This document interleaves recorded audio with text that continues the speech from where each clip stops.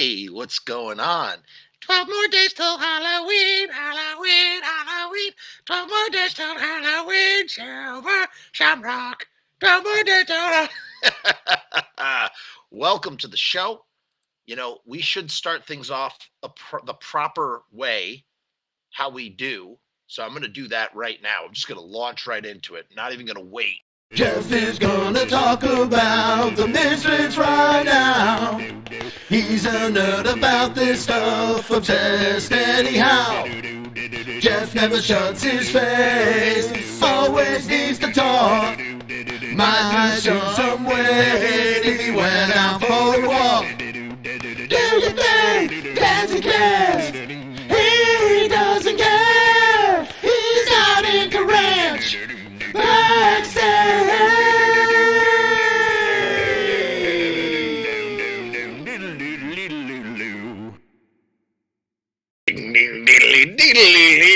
Oh, uh-oh. Oh, you caught me in the act. What's up, Rumorg? Welcome to the show. Oh, boy. Keeping you on your toes. Normally, we meet on Wednesdays. Today is Tuesday. That's not a Wednesday. What's up, crazy white boy? I'm glad you like that opening. Here's the thing. I actually want to let's start there. Let's start right there for anybody who will watch the show in the future. Look, I want the theme song to be a little bit more polished. And so, if it's possible, if anybody plays guitar and wants to sort of do a guitar track that I can then record my vocals over so I can sing, Jeff is gonna talk about the Misfits right now. What's up, droid? He's a nerd about this stuff, obsessed anyhow. We'll do the whole thing, and I'll do a more professional studio recording. Maybe I'll film a better intro. We'll see. I don't know. That's something that would be nice, but I don't know if it's gonna happen. So why are we meeting on Tuesday instead of Wednesday? Well, there's a reason for that. Because tomorrow night, I am not going to be here. It's so weird to say that because I'm always here. I'm always in my house, my studio, my basement office. But I'm not, there's virtual here too. Like I was just talking about that with our guest who's going to be on, who I'm going to introduce in a moment. It's like you can meet people in the internet. The internet is a place. I know Dave Chappelle, like, just, as he's like going crazy and whatnot, said the internet is not a place. Twitter is not a place. It is a place. He is wrong. Dave Chappelle is wrong. Twitter is a place. YouTube is a place. Facebook is a place. The internet is a place, and you can meet people over the internet. So I'm not going to be here tomorrow night, but I am going to be somewhere else. I am going to be doing a show called The Sea of Tranquility.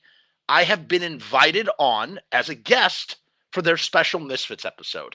And I am told that there is going to be another special guest on the show. I don't know how it's going to work. I don't know what is what. I don't want to speak out of turn because it's not my place.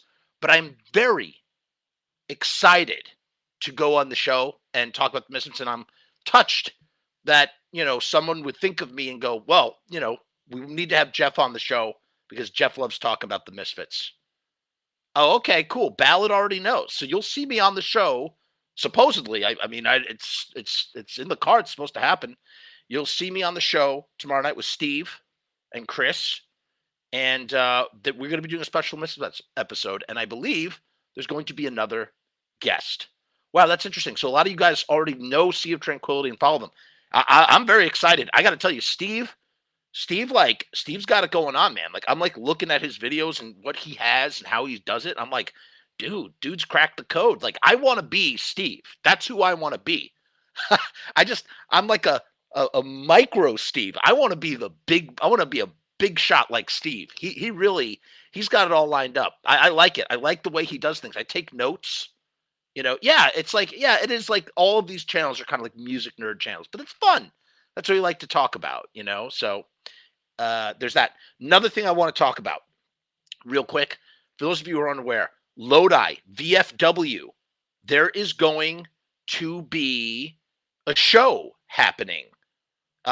Rue, let me get back to you. Rue, I'll let you know the exact when and where. It's going to be on a channel called Sea of Tranquility, and I have to double check the time. I really should have done that before here, let me look at my calendar. I can tell you the time right now. But we're doing a show in Lodi.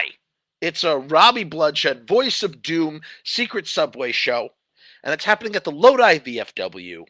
That's November 6th. Yeah. So it's called Rock Fantasy on the Sea of Tranquility, and it starts at 9 o'clock. So 9 o'clock tomorrow night, go to the Sea of Tranquility channel, and you should see me there. I should be there. You know, if everything lines up the way it's supposed to be, this is what's going on. So I'm very excited about this. I've never been a guest like that on someone else's show, especially talking about the Misfits. Like, that's weird. I did do a podcast. There was something called the Fiendcast. I did a podcast for them, whatever.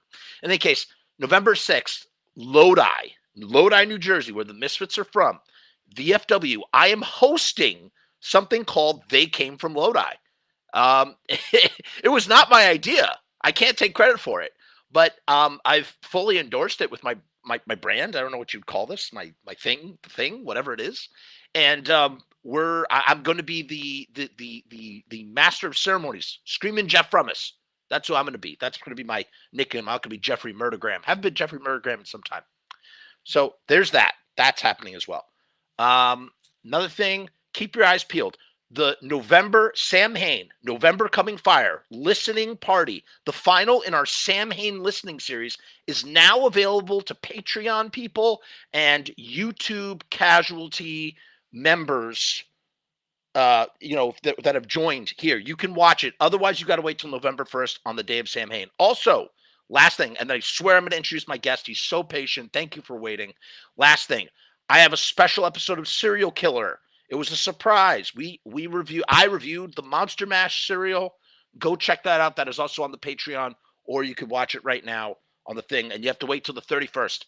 And last thing, I've been reviewing horror movies every single day, you guys, and they get no views. Nobody likes this series, but I'm sticking to it. I committed to 31 days because it's 31 days of Halloween. So I am going to follow through with what I said I was going to do. I'm going to keep doing it, even though it's not popular. But, if you feel like checking that out, you should check that out too. All right. Who knows? Who knows, Crazy White Boy? It would be awesome if some of the past Misfits members came through. Who knows? Wait, are you talking about on Lodi VFW? Because that's not the case. But if you're talking about elsewhere, other things that I spoke about, it's very possible. Who knows? Not for me to say. In any case, all right, the guy I want to introduce tonight, this guy's a writer. He writes for Diabolique Magazine. I think he writes for more than just Diabolique. He's going to fill us in. He'll let us know.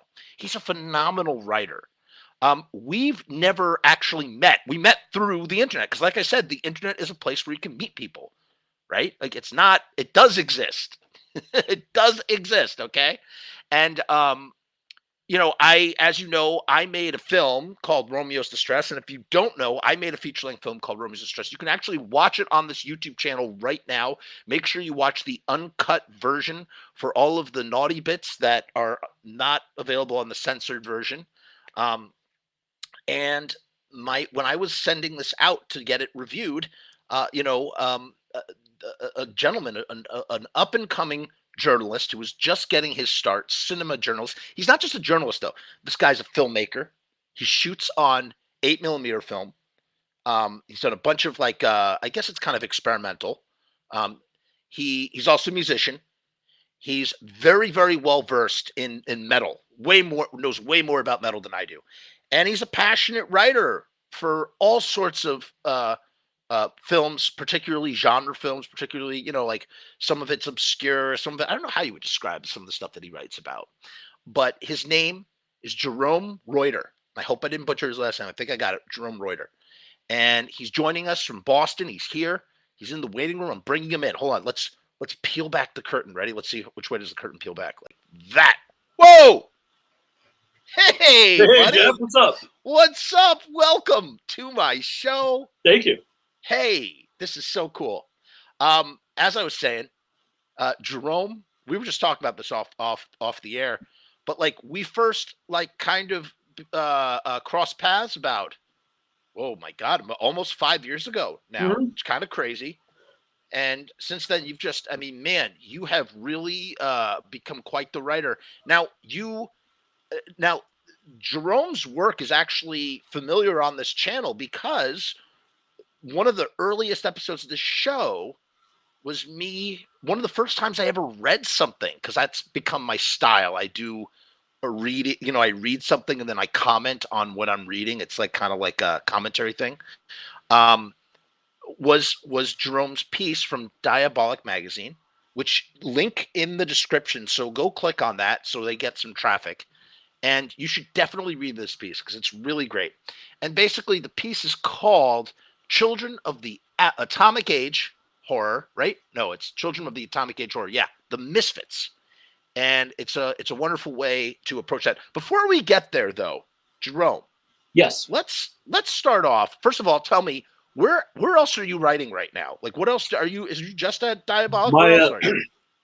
My main gig is Diabolique. I'm the associate and managing editor as well as contributing writer. I'm doing freelance work. I freelance write full time now. I'm doing journalism for a magazine out in Detroit, which is basically just following like the news around the city. And then I'm also doing marketing. Doing marketing copywriting for a marketing company out in Florida called Digisphere. So I'm busy most of the time, and I can't announce.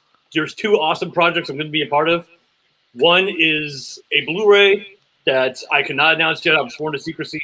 And the other is about another magazine that I'm also sworn to secrecy. And it was last year I provided the intro for The Blind Dead Ride Out of Hell, which is a literary anthology dedicated to the Blind Dead films of Armando de Osorio. Wow. I got to write the introduction. And, I've been in print before in magazines, but seeing my name in the book for the first time was mind-blowing. I'm like, is this real? Is this happening? Because I started out as a film blogger about 5 or 6 years ago, and it's like Henry Rollins said about acting. I just kept showing up. Right. Just kept on chugling, as CCR would say. Yeah. Yeah. And it's just, I think it's amazing that your first assignment, or one of your first assignments, I would say, was my first film. And yes, it's just kind of crazy like that. It was weird because I remember watching the film, and I remember like messaging you on Facebook, like literally 10 minutes after I was watching it. I was like, hey man, I just got work for your film. I just watched it. It's amazing. I loved it. I remember. I was like, you named your film after a Christian death song. I was into it like hook, line, and sinker from the beginning. Sorry, go ahead. Then I got to interview you, and that was totally fun, just geeking out over like Christian death and the Misfits and John Waters and things like that. All of my favorite things, truly, all of my favorite things. I was so nervous too. I was like, that was like, I guess that was me trying to, because here's the thing: if you are a filmmaker or any kind of artist in any which way, in this day and age, what you want to do if you want to be successful in the digital age, and I'm not one to talk because I'm not necessarily successful. I'm just part of my method to what I'm trying to do is, you got to create a digital trail, right? You got to, like, if people search you, the stuff has to come up. And so it's important to get your work reviewed or to put yourself out there however which way you can. And that was my first splash. And so I really do appreciate, and I'm so grateful that you took a chance on my little movie and reviewed it, and also interviewed me. I was like, I'm being interviewed? Like, this is crazy. So it was cool, man. It was really, really cool. And you also are a filmmaker a little bit yourself. Like, I don't know. I haven't made anything new in a long, long time. A friend of mine who recently passed was a huge part of the first three films I made being made. He was definitely the Klaus Kinski to my Werner Herzog in a way. Really an integral part, and he passed. And I'm sorry to hear that. Since then, like, the bug hasn't really struck. But I mean, I was really really heavily influenced by Maya Deren and Richard Kern, and wanted to kind of wanted to do my own thing, but also embrace like Dogma 95 a bit as well. Right, right. And for those of you who don't know, moving into the film side for 1 second, Dogma 95 is basically, Lars von Trier found out that his father wasn't really his father, and so he sort of invented. It was the impetus for this inventing an entire sort of way of making movies where there has to be pure truth, and that's down to, you can't do a period piece, you gotta use only natural lighting. Any music that you use has to be played as you are recording your sound, like really really strict rules, and people would make their films by these guidelines, and you get a certificate if you completed a Dogma 95 film. Not an easy task to do at all. I think they did the first one, but it's funny too. Is like you talked about all these different influences. I feel like that film Romeo's Distress was the perfect film for you because you appreciate that kind of aesthetic. Like you get that sort of thing. So it worked out. I mean, watching the film, you can tell it was made from someone who has a great love of John Waters. Loves the offbeat side of life, and also has a great understanding of punk rock as a genre. The fact that there was we talked about this briefly before we went on air. I remember the first time I watched it, and when the character asks his uncle, "Have you ever been in love with someone you shouldn't have?" and of course, love the Buzzcock. So I'm like, oh my god, it's amazing. Right. I'm so glad when you picked up on that. It made me realize like that, like that it worked, it clicked, because you can, as a writer and as a creator, whatever, and I'm sure you're aware of this too when you're writing, I'm sure Glenn Danzig's aware of this when he's making a song on some level. You do something and then you put it out into the ether, but it's not until somebody receives it and sort of pings it back to you that that your work had the effect that it might, that you intended it might. Like it has to come back in some way where someone recognizes that thing. And it's not easy to do.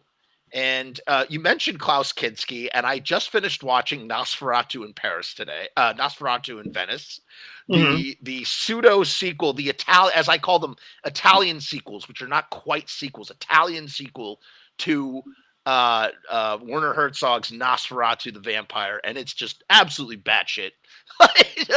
I should probably see it at some point, Dad. Oh my god, it's on Shudder right now. I don't know if you have Shudder, but I'm long overdue for a Bruno Mattei marathon. Dude, you really should. You should watch. You will appreciate this. It's Klaus Kinski with a mullet playing Nosferatu because he refused to shave his hair. Yeah, you're already sold. And I said today, on Twitter, I said I almost want Tommy Wiseau.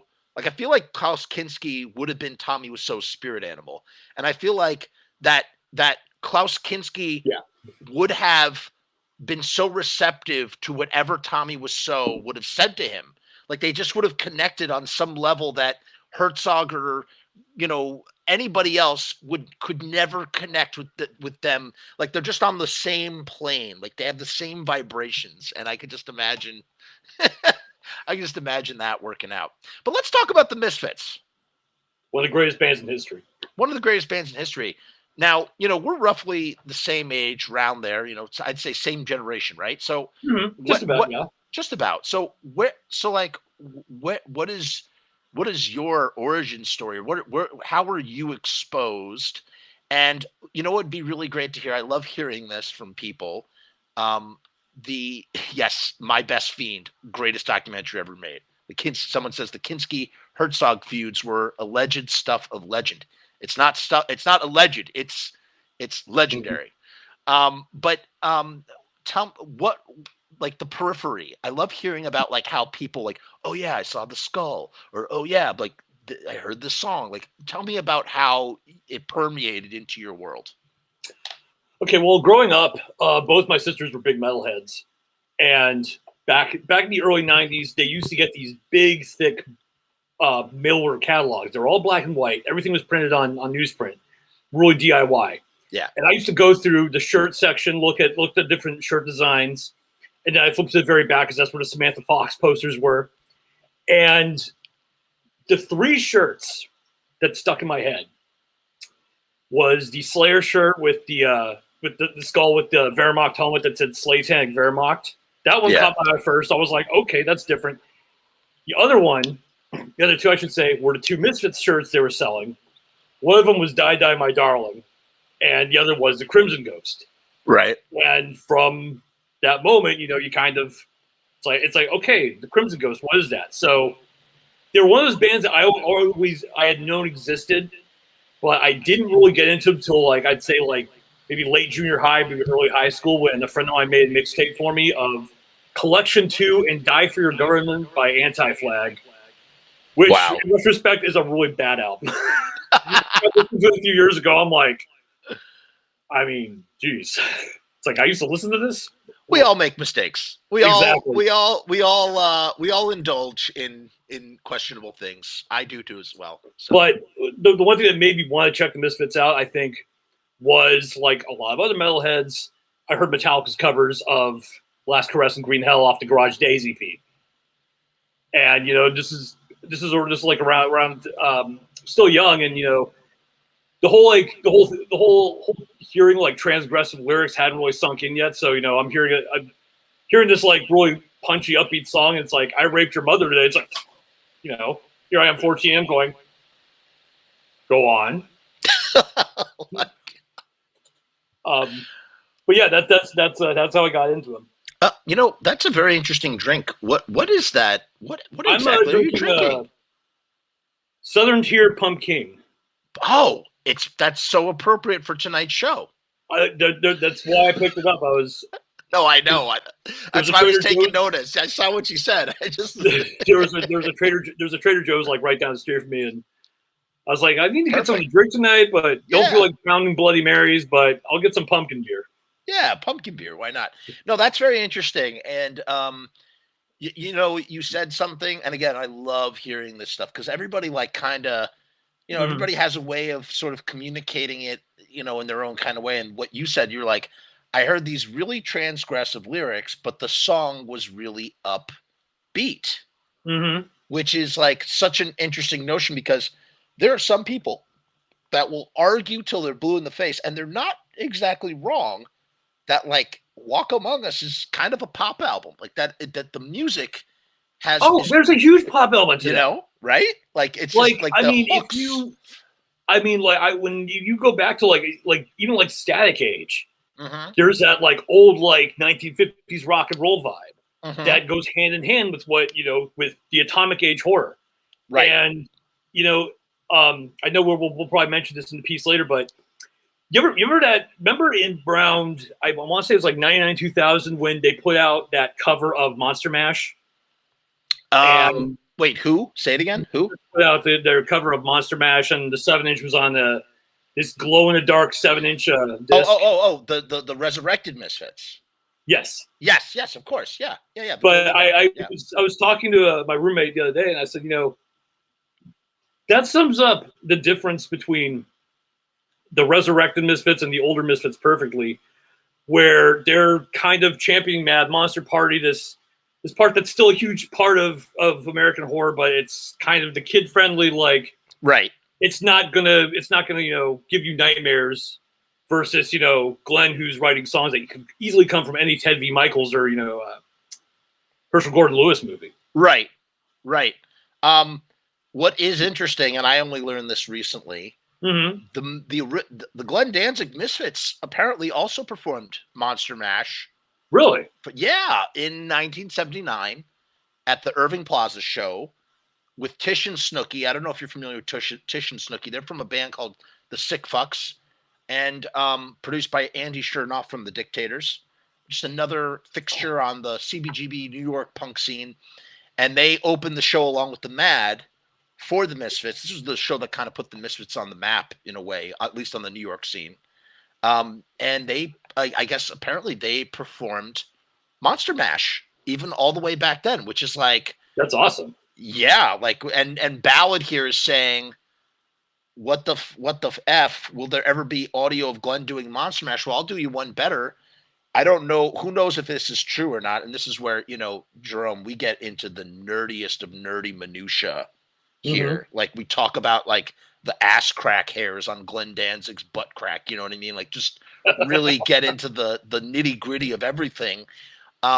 Supposedly there was a video shot of that show, and whether it exists today or not is left to be seen. Mhm. Where, you know, some people say it was destroyed and other people say that it still is intact. Either way, I just hope that it's digitized if it is intact and preserved in a way that maybe one day, many years from now, we will get to hear Glenn singing Monster Mash, because that would be really cool. That would be amazing. But you're right, dude. You're right. And it's the same thing. Like, for instance, I have a clip video coming out. It'll come out soon. You know, what's the difference between Samhain and the Misfits, like the original Misfits? Mhm. And you can sum it up with two songs, man. Misfits is Halloween, and Samhain is Halloween too. Yeah, Just straight up, so. right? Yeah, And so, absolutely.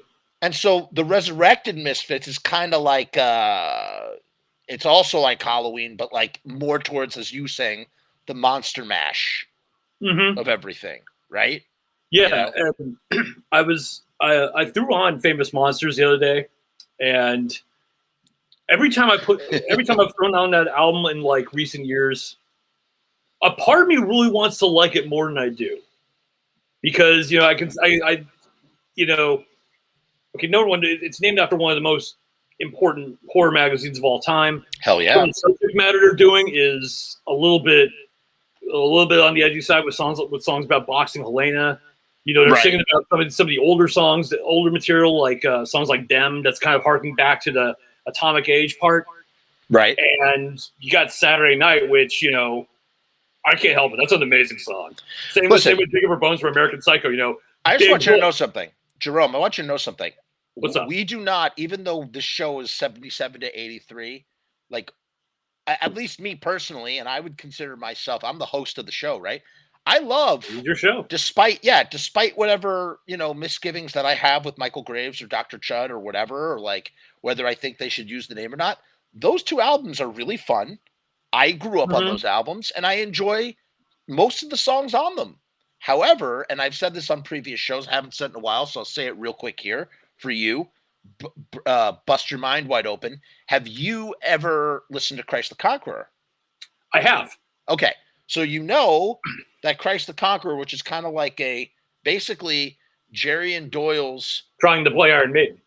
Yes, but like trying to play Iron Maiden as like a Christian metal band. It's like Jesus.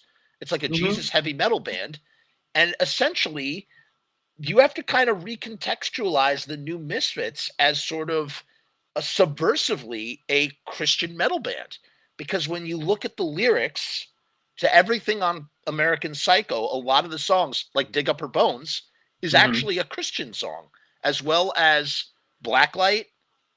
Resurrection is, he literally says, like, talk about me, laugh about me, I'll be the guy hanging on the cross.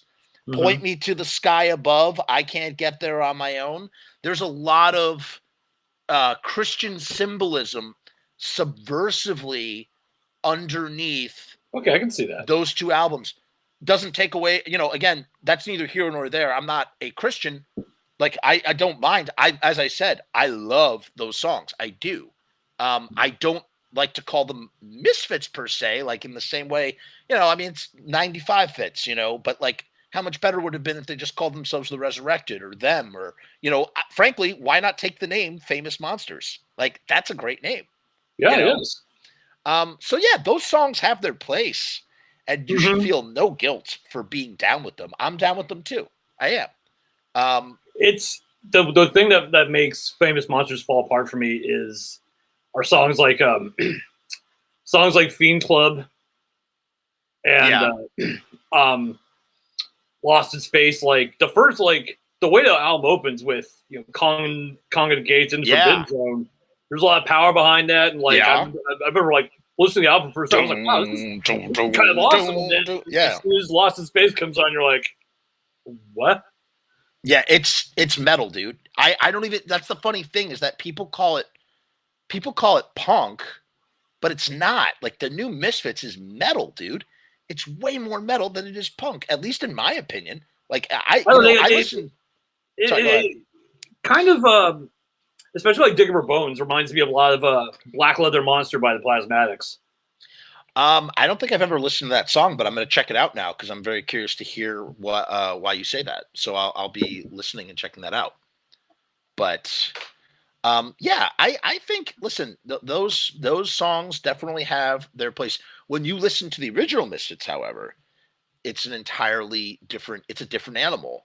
As a matter of fact, when you listen to the new Misfits, it's almost like you're listening to Jerry going, "All right, all right, we're going to write some songs for the kids. How do we do it? Okay, all right, write about this horror. We're going to write Mars Attacks. Okay, like just like sort of putting together a song. You listen to Mars Attacks, that hook, like that's metal, dude. That's Maiden or whatever. It's not punk, it's not hardcore punk by any stretch of the imagination, and it's not poppy even like the Misfits stuff. Like Attitude is like poppy, it's just I don't know, that's very interesting. But let's segue into what you wrote about. And I'll let you take the lead on this. You school all of us here, like just not school, you know what I mean? Like just break it down for us, because I thought it was so profound. It was a profound prism that is not talked about enough when you talk about the Misfits. So go ahead, break it down. Well, okay, so Clive Barker once said that time is kind to generic work. And when you get back into the kind of nostalgia that pop culture pushes about the 50s and 60s, it's stuff like American Graffiti. It's the poodle skirts. It's Wolfman Jack. It's the hot cars. It's what Happy Days tried to recreate. Right. But if you really want to really see what was really going on, the best way to, in my opinion, is a great movie by Joe Dante, Matinee. Which is such a love letter to William Castle.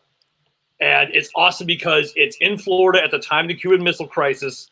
Everyone's convinced the world is going to end. And this John Goodman comes to town as a director. So great. And basically he's promoting a movie about a giant ant that's formed from radiation. It's so good. And he's got all the William Castle gags, like there's a part where like the bug pinches a girl's butt and like this thing's vibrating in the theater. And that was a big thing of Castle's. Yeah. And really, with a lot of horror from that time, it's really kind of an allegory of what's going on with the Cold War. Because you have, like the cover of Walk Among Us from the Angry Red Planet. You have like we're talking about these like evil creatures from Mars, this giant red planet, emphasis on the word red. And at the same time, there's this whole the Cold War is brewing. I remember my father telling me stories of him staying up late night, like 6 or 7 years old, to watch Vampira host, 2 or 3 horror movies a night on Friday. I mean, really in the 50s and 60s, horror really reached, like, especially in this country, really reached this. It was a renaissance, and at the same way, it was kind of cheesy, like low budget movies like Them or The Brain That Wouldn't Die, stuff like that. But at the same time, a lot of it was, exploring like these really important political issues. And the people that are eating this up are essentially, it's the monster kid generation, right? They're the monster kids who, are just, they grow up on this stuff. They grow up on the model kits. And, the thing about the Misfits, and I think you talked about this really well, is that, they're almost like, they're like a musical like all music is juxtaposition very on much some level, but like they are juxtaposition taken to an entirely different level, right? Like they're talking, and you touched on in your article, before they start really sort of I wouldn't call it a formula, but they really start plugging in the horror movie aspect of it, like really just like straight up writing songs with titles like Night of the Living Dead and Horror Hotel and stuff. They're writing songs that are talking about sort of like the underside of Americana, or the, you know, as you said, like all that different stuff. And you can see it in a bunch of different songs. We dissected, I don't know if you ever applied this to Theme for a Jackal. We were dissecting all the lyrics and stuff and realized that Theme for a Jackal seems to also be about a Kennedy as well, about Ted Kennedy, which was kind of like a revelation to me, you know. So I don't know. Yeah, and it's interesting when you bring up Kennedy, because he was kind of like the ultimate symbol of the free world during the '60s, and then you have you know, to basically Bullet, of course, you know, and of course the spoof of a better. What was it that they had in the '70s? Was it Better Dead on Red, or? It's better. It's no. It's better dead than. It's better to be dead than red, which is communist thing. We're not saying it right. Neither one of us. It's better dead. Oh no, it's better dead on red. It's better dead than red, but it's better dead on red on the back of Bullet. Yeah, and of course you have one of the earliest songs, "She," which is about Patty Hearst. Right. And I mean, this is someone from, you know, someone who comes from American affluence and hooks up with the Assembly's Liberation Army. Right. So that's a huge event in itself. Right. And then, you know, Hollywood Babylon, which is, you know, this book of salacious stories and gossip that, you know, Glenn kind of hijacks. It's like he's writing in that early stuff. He's writing about Americana. It's more Americana than, you know, than it is horror movies. And, you know, I once heard Bobby Steele say this. I thought it was really true. He said, Bobby Steele, the horror business guitarist for the Misfits, he said that the Misfits are almost like the greasers from the future of the 50s in the 70s. Like they are the future of the 50s, but in the 70s of greasers. I thought that was very profound. I mean, you could even say that they're almost like self-aware of how obsessive they are about that pop culture. I mean, Static Age, I've always seen as like a love letter to that entire era. I mean, we're all blue from projection tubes, and one of my favorite lines. You know, my eyeballs absorb only blue filtered light. Blue filtered light. But let me ask you this now. Give me some, first of all, if you had to pick, is there an album that you're like, that's your go-to, where it's like above all others that, you know, you can't, that you're just like hands down, or you in particular, or is it more of a song by song basis sort of thing for you? See, this is tough because I'm going to have to cheat with this one. Because if you can cheat, go ahead. If there's one album that really like epitomizes Misfits for me, it's Evilive. Really? Yeah. Okay, explain. Because there it is. It's Doyle, Jerry, Glenn. Yeah. The songs are incoherent. You know, everything is like bursting at the seams like a time bomb. Yeah. And you get like the message and the aggressiveness from the songs, but you also get what will become famous in later life. Glenn Danzig's very, very short temper. You know, one more time, you fucking assholes, die. And then Henry Rollins jumping on stage to do with them. You know, it's awesome. But the other tie I would have to say, Walk Among Us. Okay, love Walk. I mean, I love it all. And it's funny. When we were talking via Messenger earlier this week, we were talking about the metal connection to the Misfits. I've met other metalheads who are like, well, I only like Earth AD. Right. Well, because it's fast. I'm like, okay, but have you heard Static Age, Walk Among Us, or any of the 7 inches? Oh, I don't like it because it's too poppy. It's like, you can't win them all. It is very interesting. Yes, we did talk about that, and that's something we've talked about it from time to time on the show. That's another question that I ask various guests. I always say, why did the Misfits get the metal pass? Because Metallica. You say straight up Metallica. You know, I had Garcinio Hall from 2 Minutes to Late Night on the show, and Mm-hmm. I asked him, and he gave me an answer that was so right under both of our noses, like everybody's nose, but nobody ever says. They're like, Danzig. I was like, holy shit. I was like, you're kind of right about that as well. Like, yes, obviously Metallica is first and foremost, but just this notion that, like, you know, if you are a fan of Danzig, the metal band, that, like, Mm-hmm. not Danzig as in Glenn Danzig, but just Danzig, the metal band, that is also your direct line to the Misfits, because he kind of transcends from one genre to another as he sort of evolves. You know what I Very much mean? so. That's a very good point, Um, actually. so it's kind that I also find that kind of interesting. But the Misfits are, yeah, they're like this really unique situation where, you know, even, you know, maybe, you know, less particular metalheads will listen to all Misfits. Like Misfits is just, and Ramones as well. Ramones is another one, I think, where you just have like it doesn't matter that the music is not in that same metal aesthetic. You have metalheads that just you know, it's like supplemented with all of their metal. Everything gets Mm-hmm. supplemented with this band, and they just sort of spread in their sphere of influence in that way as well. So that's pretty Yeah, interesting. there's, I believe it's on. It might still be on YouTube. There's a clip from 1986, and it's no secret that Metallica, you know, were huge champions of the Misfits. They always wore Misfits shirts on stage. There's an interview when they're on tour for the Master of Puppets album, and Cliff, James, and Kirk are all wearing Misfits shirts during the interview. And one of the cool things I thought was really awesome was they're sitting down to do the interview, and Cliff Burton picks up this newspaper clipping, and one of them is, and it's an advertisement for a Samhain show, and Cliff's just like, Really? yeah, Oh my god, I gotta go check out that clip. I've never seen it, heard of it. mm-hmm.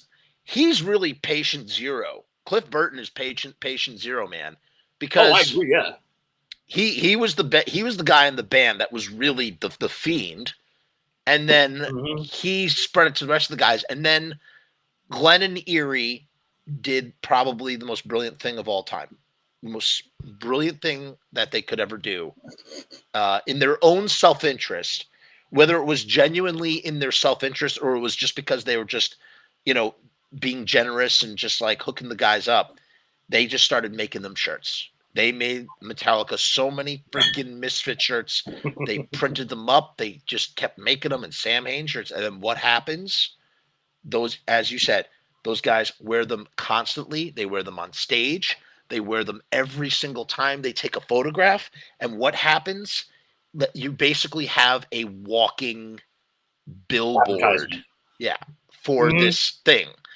And the thing is, it's also connected to the symbol, because you have this grinning skull that is a personification. It's, you know what it is, Jerome? It's a Mm-hmm. hieroglyph, Very right? much so.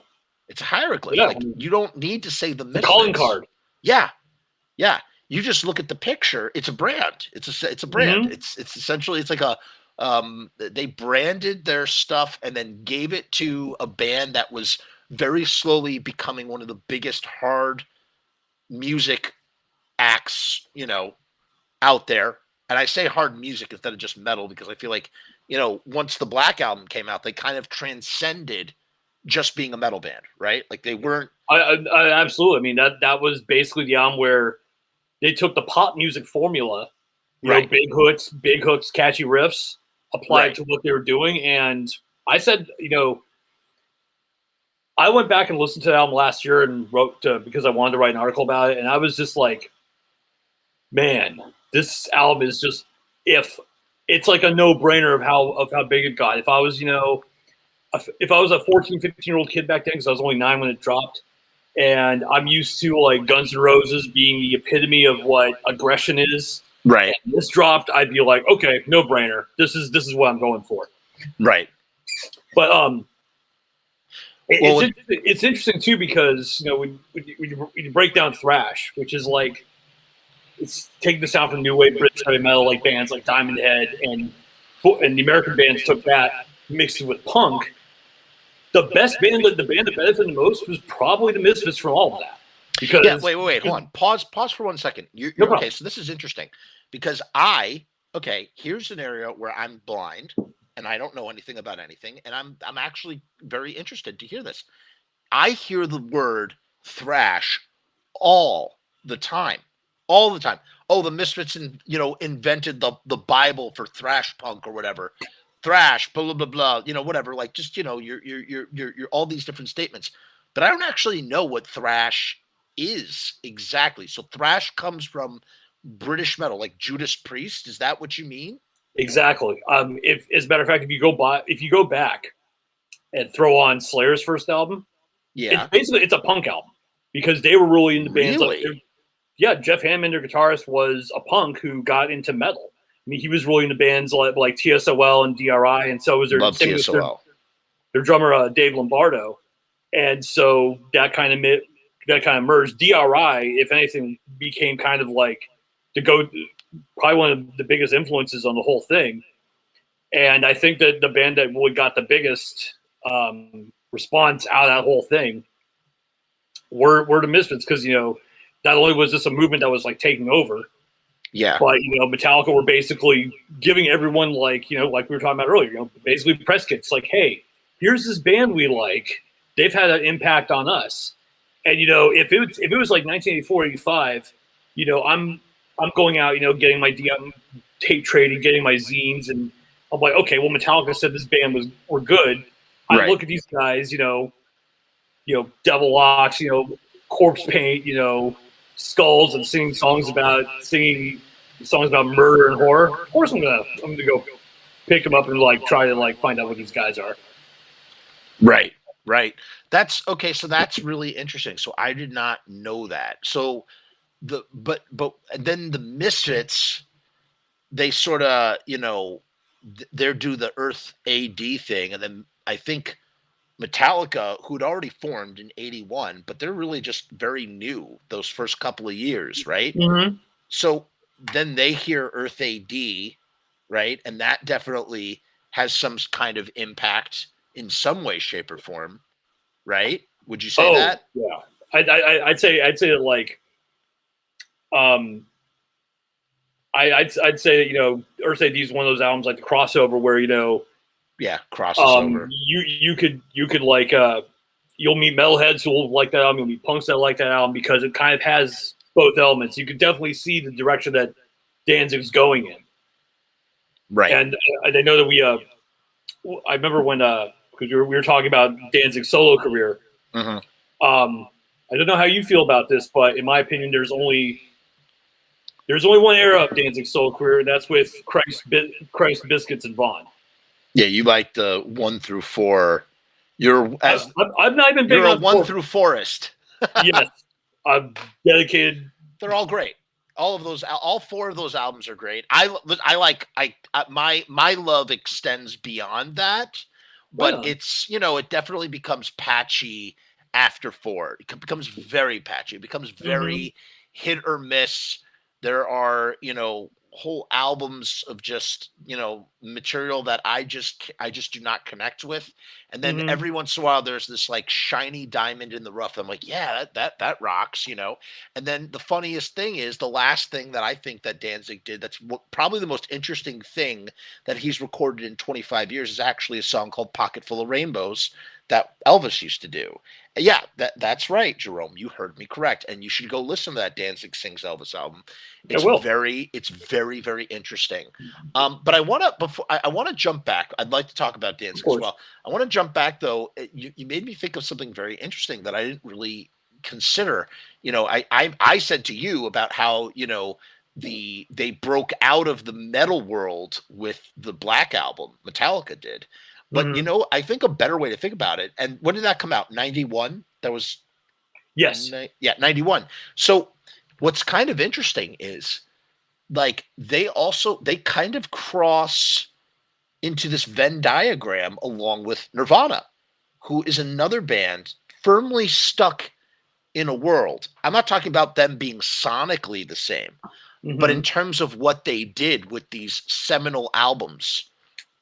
that broke out of the world that they were in and crossed over into the mainstream and brought their genres along with them, because all these bands that were either adjacent or around them, like, also got a lot of attention. And then what's kind of interesting further is that Nevermind, Nirvana, which dies in 94, what also comes out in 94?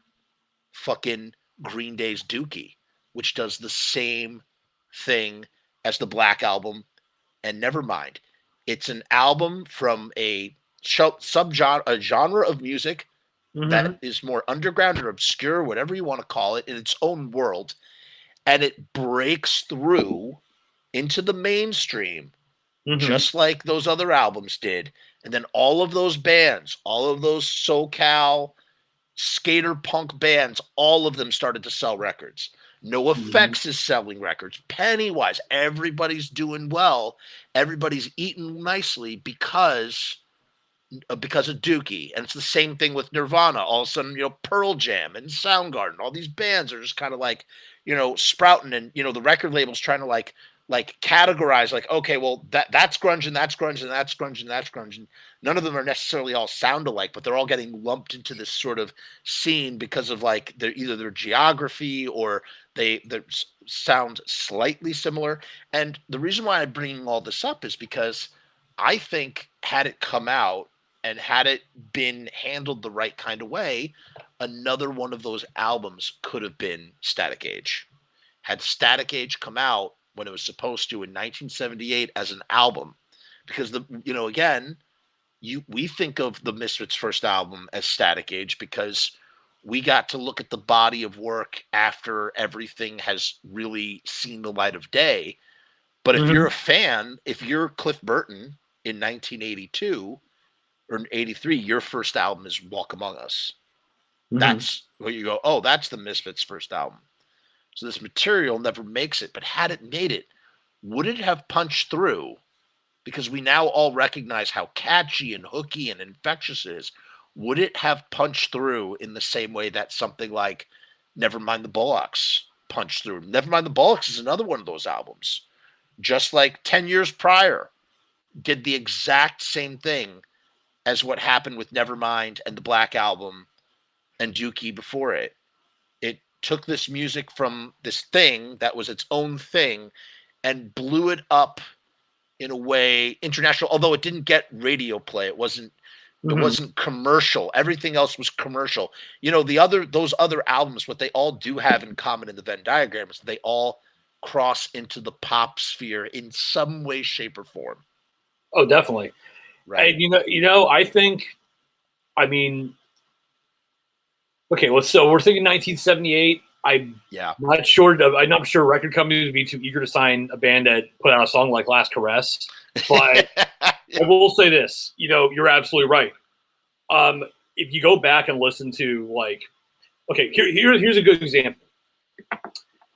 If you go back, and this is another case of separating artist from art, if you go back and listen to anything Phil Spector produced, anything back from the Wall of Sound, I love Phil Spector. By the way, I love the Ronettes. I've had a crush on Ronnie Spector since 7th grade.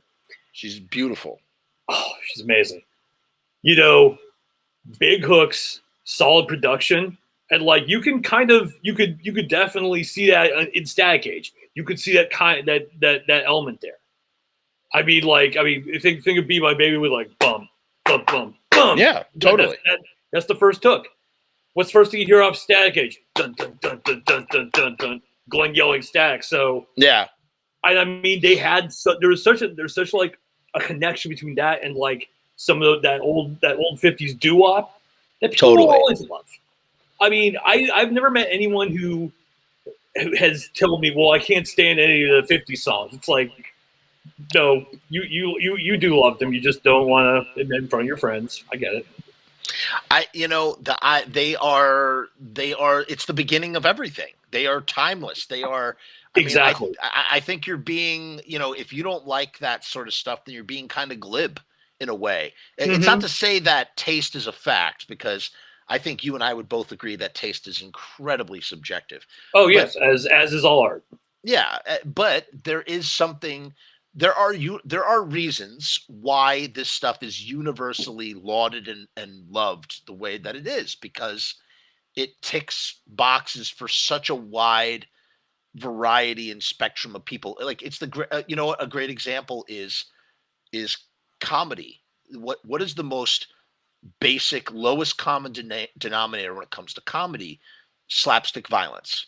Slapstick violence is something that makes anybody laugh. It does not matter what language you speak. You just need to see someone fall down and you laugh at their misfortune, you know.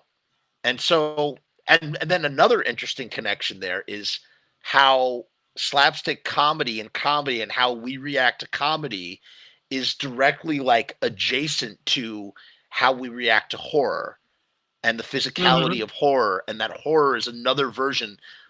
Freddy and Jason murdering teenagers is another iteration of slapstick.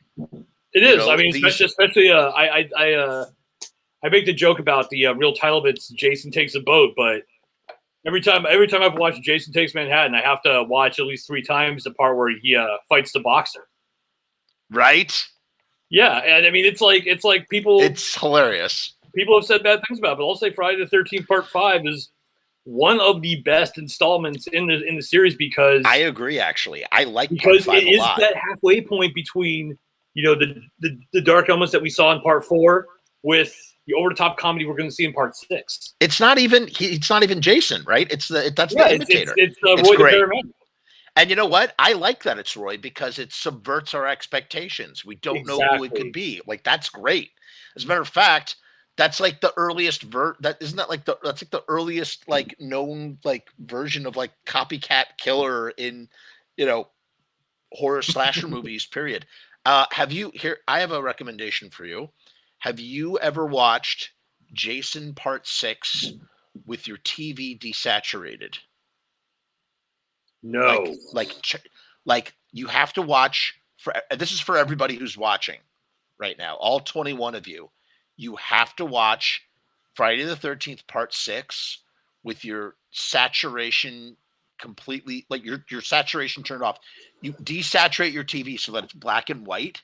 The whole film is lit like a Universal horror film from the 40s. It's insane. No, it's like for real. And if you see, it begins with Tom Matthews basically Frankensteining Jason back to life. It's all there, man. It is a secret Universal horror film from the 80s. And it is spectacular. The dude who made that film, I forget his name, he lit that movie so that it would look creamy as fucking black and white, and it does. It's just that my first time watching Jason Part 6 was in black and white on that recommendation, and I just can't recommend it. I swear by it. It's really something else, truly. So it's a must try at some point. So you told me that your love for Danzig, you're a 1 through Forest. I can respect that. Is there a single Danzig album within which one for you?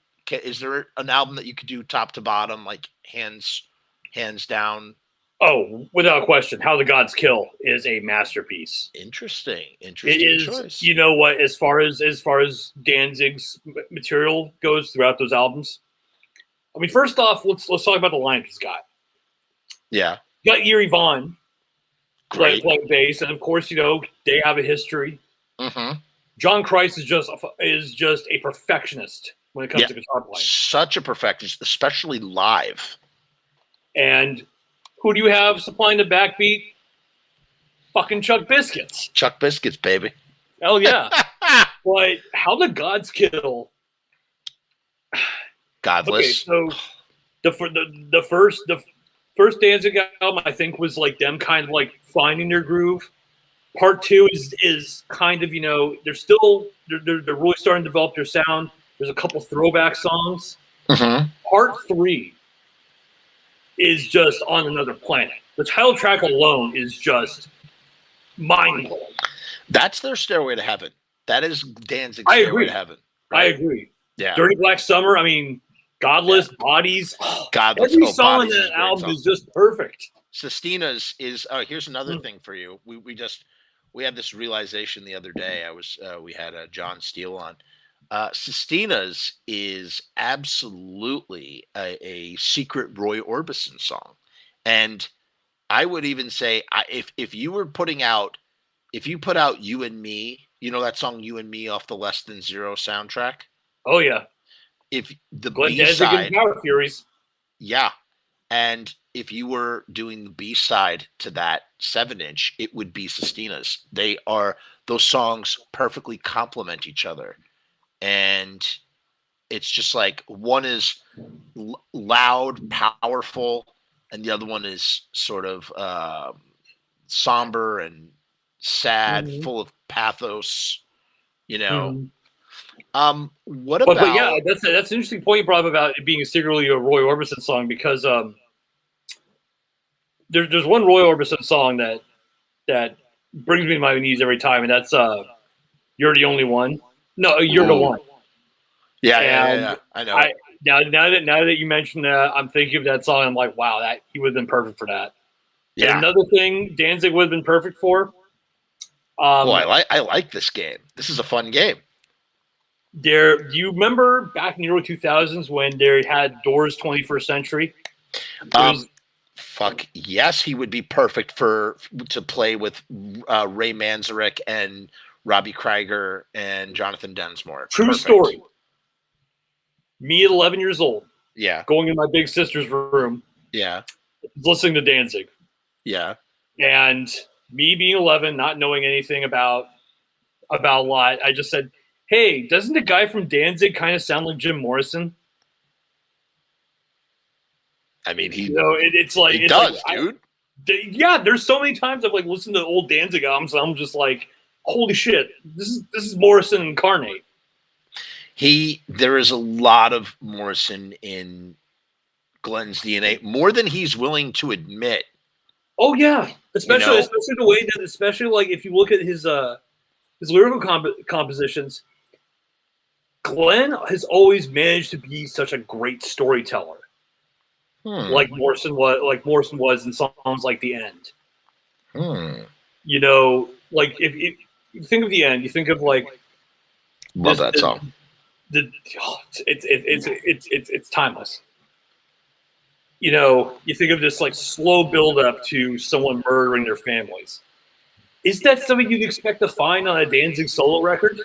I would love to hear. Oh my God! Holy shit! I would have imagine that 1 through 4 lineup covering The End, and it like How the Gods Kill style, like like Stairway to Heaven, like building the song up. They could have pulled it off perfectly. And wow, this is like you're kind of blowing my mind right now because I never thought about this.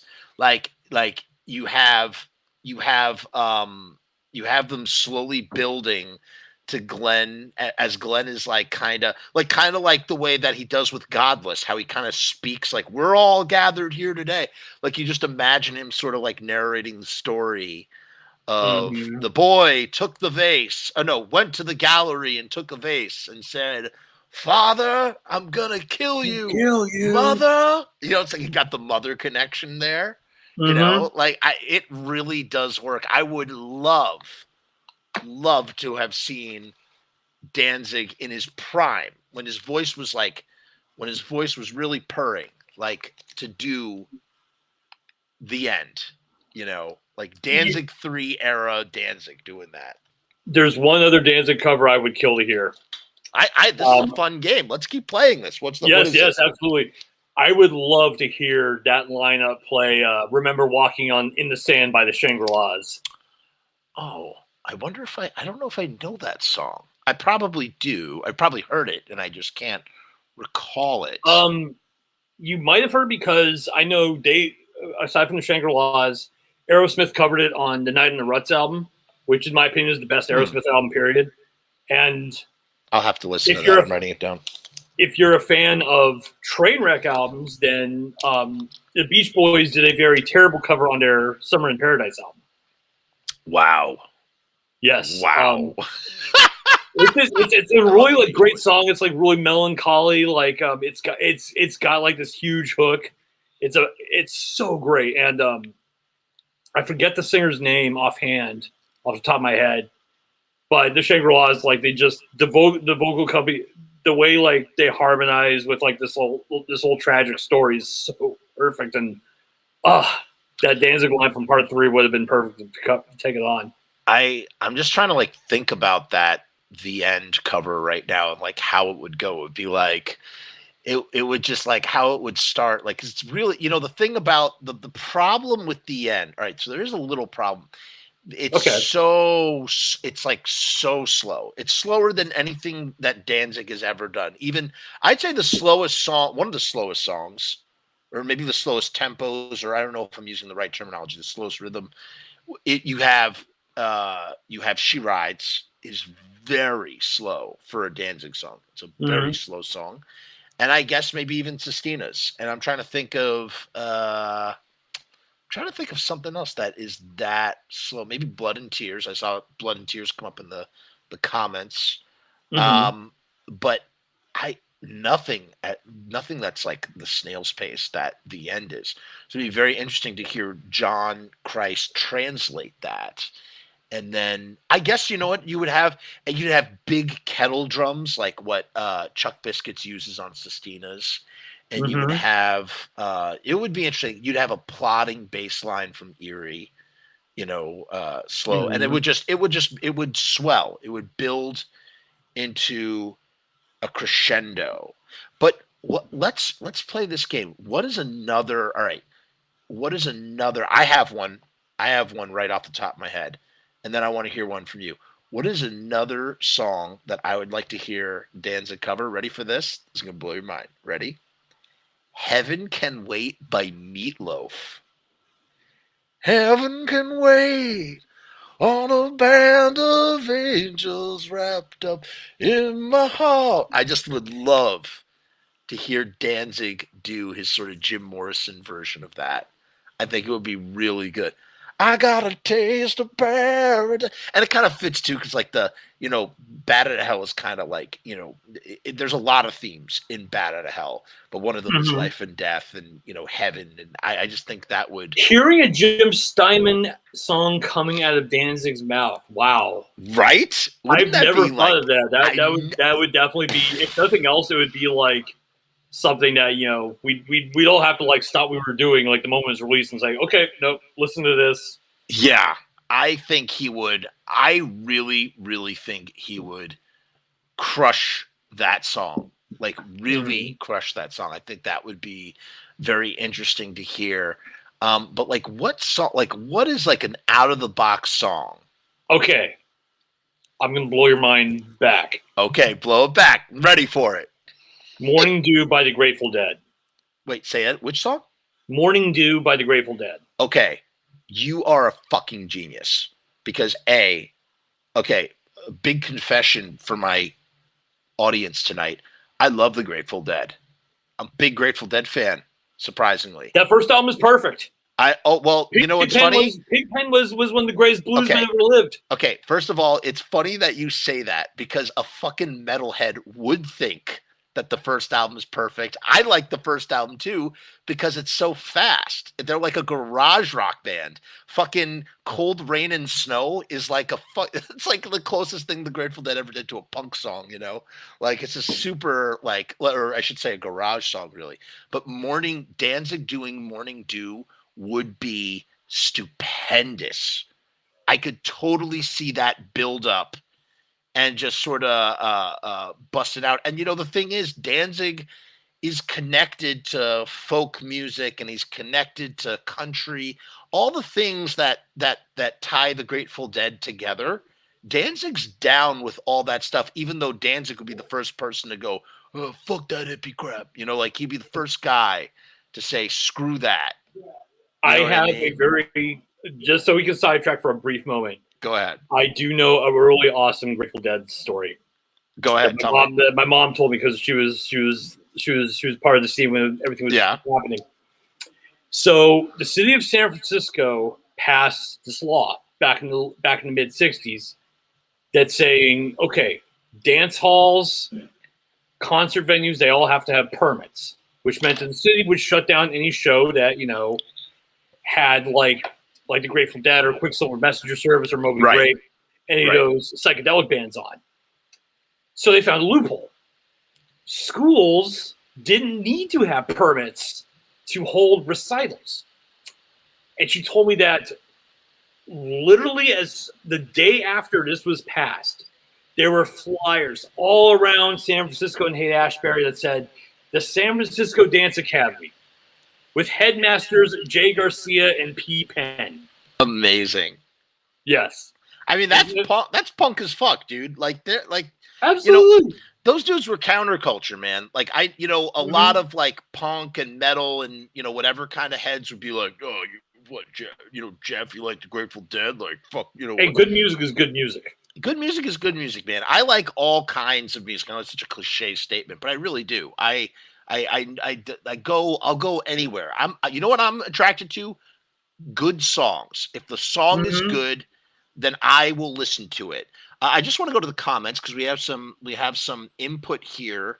Oh, we do. About hold on. So hold on. Okay, so Chris says the Doors Remnants also worked a lot with the singer of longtime Doors tribute. Oh no, I thought he was suggesting a song. Never mind. Chris is very knowledgeable and he goes off topic in the chat, which I appreciate. But it's not to be highlighted to deride from the conversation. But Chris is a wonderful wealth of knowledge. He's always spitting facts and just knows so much stuff. Jody says, I want to hear Children of the Grave covered by Glenn, although Am I Demon opens up damn exactly like it. Well, here's like a little, I mean, Glenn Danzig's covering Children of the Grave like 100 times on Danzig 1. The DNA of Danzig is the Black Sabbath song Children of the Grave. It's like so similar, especially Am I Demon. So I don't know. Which brings me to another point. Like I did want to make briefly, like, please. I remember you asked me, like, when we were talking about the Misfits, their connection to metal. Right. And like one of the things that I think you find more with like Samhain and the early Danzig albums, but it's the attraction of the macabre. It's the imagery. I think, like, true, very true. And I mean, if you throw on the first Black Sabbath album, this is back when huge influence on Glenn, by the way, huge. Oh, it's like if you listen to songs like Warning, that is one of the best blues numbers ever. Geezer's bass playing totally like owns that song. But you can see like the correlation between like Black Sabbath's first album and like Danzig 3. You could see the heavy blues with like creating like large imagery with the lyrics. I want to challenge you on something. Not challenge something you said, but I have a challenge for you. All right. And I'm going to ask it to you right now, and then I want to acknowledge what Rue is saying here because there were a couple more of those covers. The song Helter Skelter by the Beatles is a very heavy proto-metal song. Some people say it's the beginning. I don't know if that's true. I'm not saying that it's true. But the beginning starts with Blue Cheer and Summertime Blues. Right. I've heard that as well. However, even though there might have been things, and there most certainly were. I mean, the Kinks, there's things that occurred before Helter Skelter, but I don't know when the last time you listened to the bass line of Helter Skelter, but there's something so, like, not just metal about it, but there's punk. What makes it so heavy, and I always ask people, I say, what is heavier pre-68 than this bass line of Helter Skelter? And it's not just the tone, it's the attitude from which it's played. The way it's being played is with this, it's snotty. It's so snotty. And I'm hard pressed to find something that pushes me in a way where where I'm convinced that there's something heavier than that. And so I ask you, sir, what bass line, what riff has more attitude, hard rock attitude? We're not talking about pop. We're not talking about anything that's rising in the 60s. And yes, I know that garage rock is like on this separate branch. Mm-hmm. It's all happening, and you could say that stuff is harder, and you might be right. You might be right, but it doesn't. It's not. It's cut off because it's not exposing anything. The Beatles are on the pulse. They're exposed. They are influencing so much with every single thing that they do. Right, which is why I think it's such a profound. It has such a profound impact. That bass line, that song, that riff, that the drums, everything. I just think it is one of the heaviest tracks of that era. I think it's so heavy. I do agree. Summertime Blues, very heavy song, but it doesn't have the same punk sort of. It doesn't have the same attitude that, and maybe I'm just biased because I'm a giant Beatles fan. But Rue says here, Glenwood Crush, Don't Let Me Be Misunderstood by the Animals. I'd love to hear that. I think that is a great back addition. to your challenge, sir. To Yeah, quote, go ahead. to paraphrase Thor from Rock and Roll Nightmare, I accept the challenge. I love Rock and Roll Nightmare. Yes. How can you not? It's so good. Come on, old I scratch. will tell you something that is heavier and does reek of a million times more attitude. Okay, I want to hear. And I will die on this hill. Go ahead. My Generation by The Who. Ooh. Pete Townsend plays two chords. John Entwistle and Keith Moon are untouchable as a rhythm section. Yeah. And the fact that Roger Daltrey sings in an age of like, flower power, I hope I die before I get old. You know what? I am going to sit and listen to those back to back and really take that in, because what you're saying, you know what stood out to me more than anything of what you said just now was not the lyrics, not the thing about the rhythm playing, but the notion of Pete Townsend doing what he's doing with just two chords. Like this idea that it's not about being intricate with doing like all this stuff, which is what metal is really all about. Metal is all about proficiency and sort of like, just knowing your instrument inside and out and going places that, and obviously prog metal in Prague is like an extension of that even further. But like, and then on the flip side, the other side of that is punk, which is it's just about attitude, really. And going back to what you briefly mentioned the Kings earlier. Yeah. One of the most, this is the band that gave us Guitar Distortion, thanks to Dave Davies slicing the spear curler. But yep. I will also say this, and I will die on this hill as well, that punk is born the day the Kinks write I'm Not Like Everybody Else. Okay, I don't know if I'm familiar with that song. I will have to listen to it after we get off the air, because I don't know if I'm familiar with it. But I will listen to it with I respect your opinions, and I don't know if I will agree with your opinion, but I will give it an honest appraisal when we get off the air. Send me that in Facebook inbox so I can remember it. Yeah, I'm really enjoying this conversation. I can't wait till post this to my Facebook.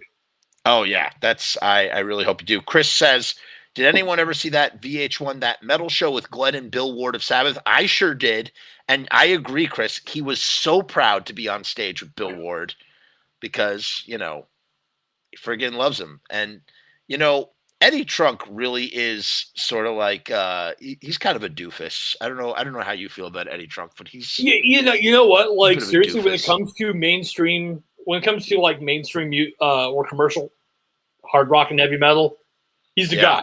I mean, I respect he's a go-to guy. The fuck out of the fact that he knows some stuff. Yes, he knows his shit, and he's not like so stuck up, or he's not willing to listen to anyone else. And like, one of my favorite stories that Eddie Trunk has ever told is him being a fan of Kiss in the 80s. And he made fun of I just got to say this real quick.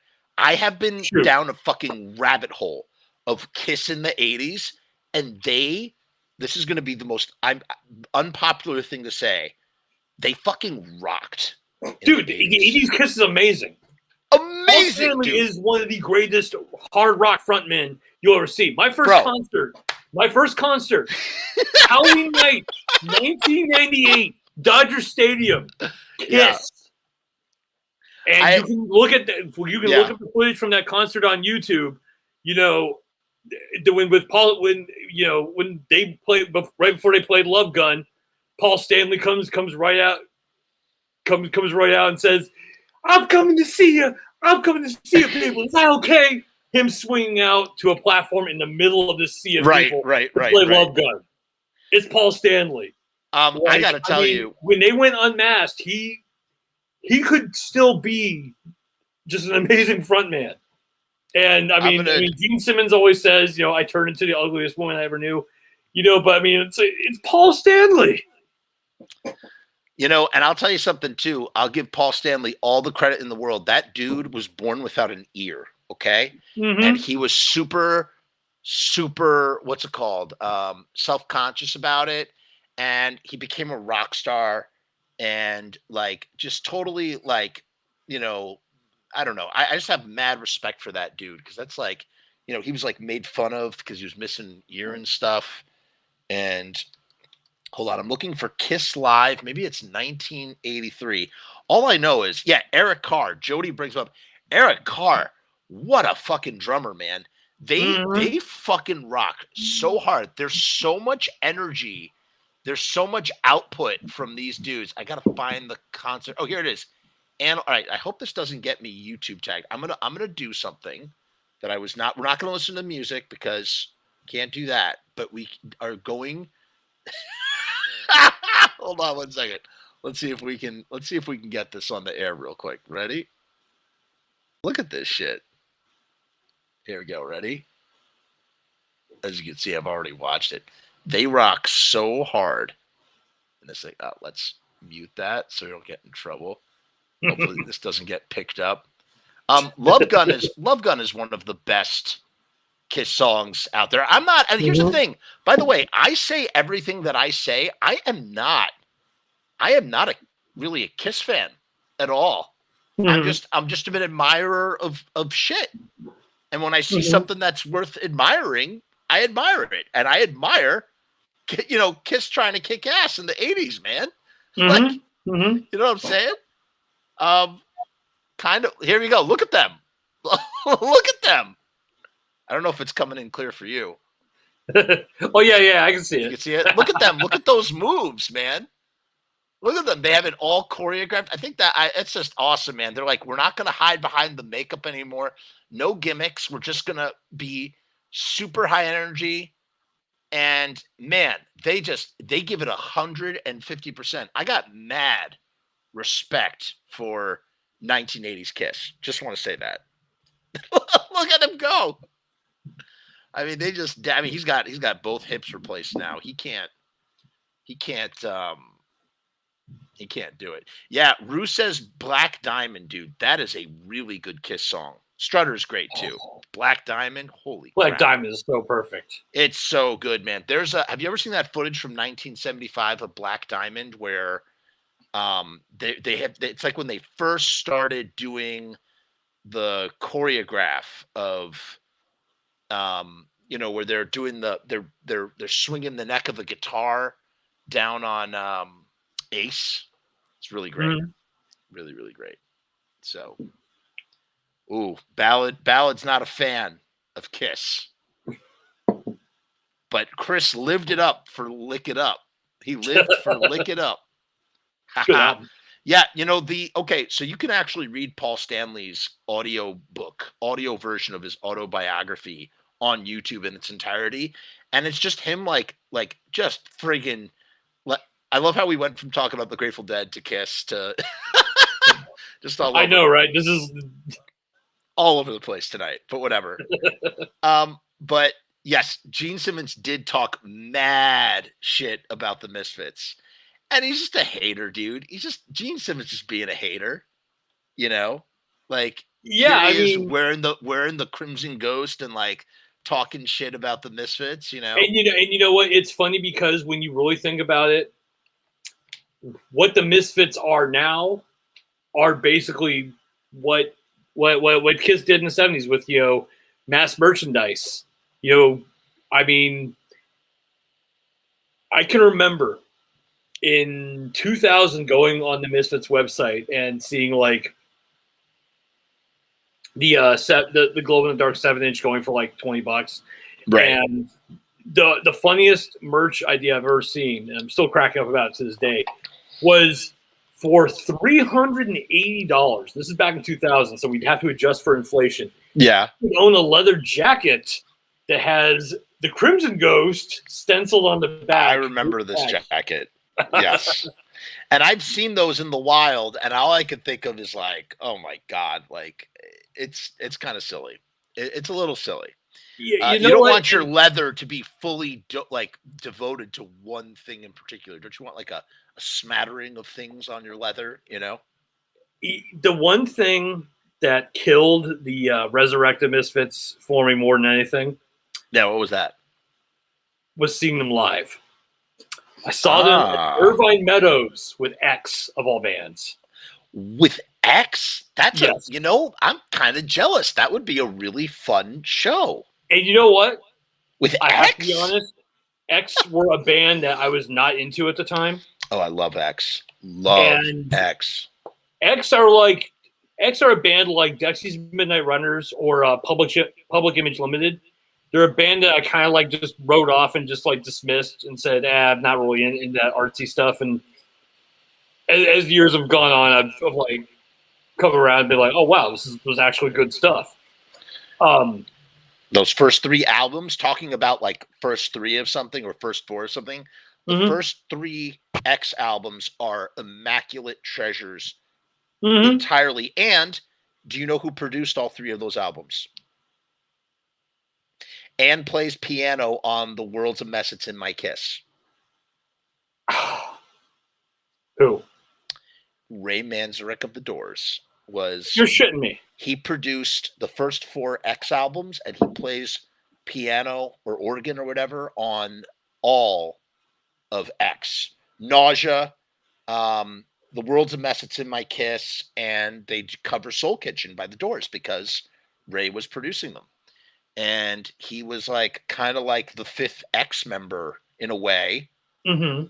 And just, I mean, those albums are just phenomenal. If anybody out there, we've talked about. Okay, X. wait. This is the idea for next time we do a podcast together. Yeah, we got to talk about Decline of Western Civilization Part 1. Why don't we talk about it right now? Because I fucking love that fucking movie. Is amazing movie. That's why that's how Fear got their big break. They were an unsigned band, and she had them showcased, and they eventually got signed. That's how the Fear record came out because of that. And yeah, that phenomenal film. I love her films. I love Suburbia. I love seeing the TSOL playing my 2 favorite songs, one of which was never properly recorded, Darker My Love. For those of you who are not familiar with TSOL, go out now and go on YouTube and look up TSOL I'm doing it right now since we already did it. I'm doing it. I'm just going to put it on right now. It's just so fucking good. But when I saw the Resurrected Misfits live, yes. Yeah, here's the thing about being a teenager. You have high expectations. Right. And Graves did not deliver that night at all. He didn't. With some of his own songs, he didn't do too bad. I mean, he couldn't hit one of the notes on Helena, but I mean, I figure I can chalk that up to, things happen. But it's when they went into the Danzig era. Oh my God. And you know what? There's a band who I don't care for called the Bronx Casket Company. Yeah, I know who they are. That Mike Hideous sang for. And Mike Hideous, if you go and look up Mike Hideous footage, he's not Glenn. No one is Glenn. No one's Glenn. But he fits the mold. Yeah. You know, if Jerry only announced tomorrow, hey, we're cutting a new album with Mike Hideous, I'd be like, okay, I'll definitely give it a listen. You know, he was on the show. Yeah. We talked to him for 3 hours. We had a long conversation. Yeah. Had a Mike was on an episode of Pizza Punk. We did a 3-hour show with him, and he talked about his, you know, trials and tribulations of, you know, trying to be, and you know, we've speculated on before. You know, I had Loki and JV on the show a bunch of times, and those guys were Michael Graves' backing band for a long time. That was like the core nucleus of his backing band. And even, you know, we were talking about what it would have been like if Mike Hideous had sung, you know, put out a record, put out Famous Monsters, or something akin to where the Famous Monsters slot, you know, which is probably what would have happened had he, you know, stayed in the band. But in the end, he was a bargaining chip. He was just there to flex on Michael Graves. Like, it was, which is so unfortunate, because it really is, because, you know, when I listen to Mike Hideous, you know, he has the same qualities and the same elements that Graves brought to the band, but he does them so much better. And it's a shame he didn't get to really, you know, go into the studio with them. You know, I think it would have just been interesting just to see what they would have cooked up. You know, they had a good chemistry. They had the ability to sort of write stuff in the studio, no matter who was writing what. But I don't know. Here we go. This is one of my favorite friggin' video clips from any like musical performance in any film. This is from Suburbia, 1983. Penelope Spheres. A bunch of bands play. You have the Vandals doing Richard Hung Himself, and who I'm forgetting, somebody else. And then you have TSOL here, and I'm not going to play the music because I don't want to get in trouble. Look at Jack Grisham. He's just friggin' awesome. Just doing this. I mean, they're a hardcore band. People think of them as a hardcore band, but they're really a death rock band. But they don't worry. They're not concerned with like dressing the part. They just do what they want to do. Like, look at Ron Emery. He looks like a redneck, like he looks like a good old boy, you know, with his hat like that, and TSOL with the American flag. Yeah, right. DI wrote Richard Hung Himself. Thank you, Angus McHorter. I love your name, Angus. It's really great. But look how great they are here. I mean, just phenomenal. I probably watched this clip about 100,000 times. I never get sick of watching it. And yeah, I'm the same way with the Fear footage from Decline. Yeah, from Decline. It's great. That's great footage too, man. And he, you know, leaving. He really could be, you know, he really knew how to sort of rile up the crowd. Do you ever see that SNL footage of him? Oh, of course. Oh, it's just with Donald Pleasant introducing them, no less. Right? And for Halloween. Have you seen Get Crazy? Fuck yeah. Okay. Not only did I see Get Crazy, first of all, it's being released on Blu-ray. I'm sure you knew that already. But I didn't. Okay. I didn't know that. Finally being released. A movie that like has been in like obscurity forever, right? I didn't know. The best part of that movie, though, is the fact that Lou Reed, who was not above doing self-parody and making fun of himself, but he totally does this movie. I saw it at the Alamo Drafthouse. It was part of a surprise screening, so I got to see it on the big screen, and it is such a, you know, it's almost like the spiritual successor. It's like the spiritual companion film to Rock and Roll High School. That's what it is, man. The same sort of I can see that, yeah. Goofy energy is in both of these films. I mean, there's so much goofy stuff. Hey, Chris, real quick, Chris in the comments, tell me about the infamous Minor Threat TSOL fight that started with You Fuck Dead People. I do not know about this. I'm sure we all know what that's in reference to, the song called Code Blue, one of the greatest punk rock songs ever written of all time, in my opinion, personally. I don't know how you feel about that, Jerome, but Code Blue is just Not a fan of TSOL. Oh, you're not a TSOL fan? Nah. Really? Oh, I thought you were. Okay. Tell me more about that later. But oh, I didn't know. Wait, so this whole time I'm gloating about TSOL and you're just not even it's your show. You know, it's your show. So if you want to gloat about a band you love, go ahead. Fair enough. Fair enough. I get it. It's too long. Chris says it's too long a story to type, but it's better to look it up online. I sure will.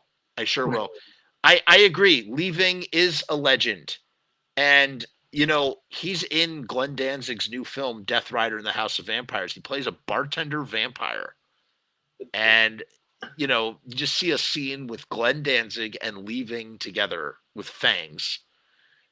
You're kind of like, just what what is going on right now? Is this real life? And it kind of is. That's I remember crazy. Yeah, because I remember Clue was a film that got played a lot when I was growing up. So that was my first exposure to Leaving. He's also in Dudes. There's a cowboy punk movie from 1986 called Dudes, starring John Cryer, and I forget the other guy, and Leaving plays the bad guy in this film. And Flea is in it. Flea is in it as well. So that's another little acting role. Flea did a lot of acting in the 80s. He's in Back to the Future Part 2 and 3. Yeah, he's in Suburbia. He's in Back to the Future Part 2 and 3. He's in Dudes. He's in The Chase with Henry Rollins and Charlie Sheen and whatnot. He's in Fear and Loathing in Las Vegas. He plays the hippie that Hunter S. Thompson sees in the bathroom, in the urinal. That's Flea. I'm trying to think what else. He's in a bunch of stuff though. He just sort of like pops up and does his own thing, which I think is cool. You know. Let's wind down here. Okay. I want. But Jeff, like, can we please do this again? Oh my God, yes. Here's what we're gonna do. This is what I tell all the guests that I want to have for repeat shows and stuff. Let's find the right show. It might not even be music. Maybe we'll do something on film. You know, we'll do something because I do a lot of stuff. We'll definitely have you back on when the time is right. Maybe we could do a show on Lords of Chaos. I think maybe you might like that. I've been wanting to do a show on that. Was that something that would? Yes? No? What is that? What is no? Oh, you hate it. You hate it because you're a hardcore fan of that stuff. I've never owned a book on principle. Okay. And there is one scene in the movie that I will rip apart right now. Okay. All right. Go ahead. Do it. Okay. So let's do that. And then I'm going to want you to wind down with, I want you to give me your top 5 Misfits, Samhain, and Danzig songs, and we'll wrap it up. But tell me, let's break this down first. Take me through this. And then there's a scene where Varg meets Euronymous at a restaurant, and Euronymous points to his Scorpions patch. Yeah. I'm going to say this right now. Yeah. If you go back to the early days of the Scorpions, especially the early John Roth era, those albums are untouchable. Really? Yeah. I mean, they were a completely different band before he departed. They brought in Matthias Jobs. I mean, it was really progressive and really psychedelic, like albums like Flight to the Rainbow. Okay, all right. I'm going to have to interject here and just admit that I really don't know anything about the Scorpions. I know the band name. I always think of Scorpions just like hair metal or something. I don't know. Like, I don't know anything about them.